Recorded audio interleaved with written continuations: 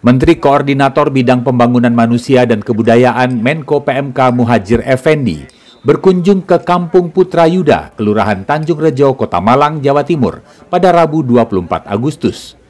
Di kampung ini sebagian besar warga tergolong miskin ekstrim yang terindikasi dari sejumlah hal seperti rumah tidak layak huni, sanitasi dan kebutuhan air bersih yang tidak memadai, dan pendapatan warga yang rendah di bawah rata-rata.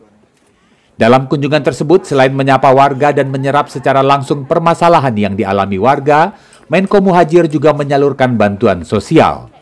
Menko mengatakan, sekitar 6 juta penduduk Indonesia berada dalam status miskin ekstrim. Guna membantu kehidupan mereka, harus ditangani secara holistik, tidak cukup hanya melalui penyerahan bantuan sosial atau bansos. Sekarang kan kemiskinan nasional kita kan 4% dari total penduduk yang miskin 9,7%. Ya, itu sekitar 6 juta, nggak kecil itu. Dan kemiskinan ekstrim itu tidak bisa ditangani hanya diberi bansos, termasuk kondisi lingkungan rumahnya, sanitasinya, ketersediaan air minumnya harus punya akses, anaknya pendidikannya juga harus terjamin. Seperti tadi itu di sini nggak ada SMP, mereka akan kesulitan untuk masuk SMP kan. Jadi harus ditangani secara holistik, tidak hanya melihat per kepala keluarga, tapi juga lingkungan harus kita lihat secara menyeluruh. Menko Muhadjir menambahkan tahun ini pemerintah menargetkan pengentasan kemiskinan dilakukan di 212 desa di 15 provinsi.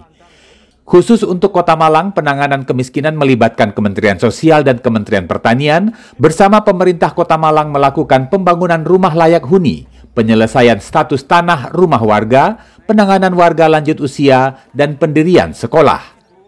Pada tahun 2024 nanti, sesuai yang ditargetkan Presiden Joko Widodo, angka kemiskinan di tanah air mendekati angka 0 untuk mendukung program dunia yang menargetkan zero warga miskin di tahun 2030. Dari Kota Malang, Jawa Timur, Saiful Afandi, Kantor Berita Antara, mewartakan.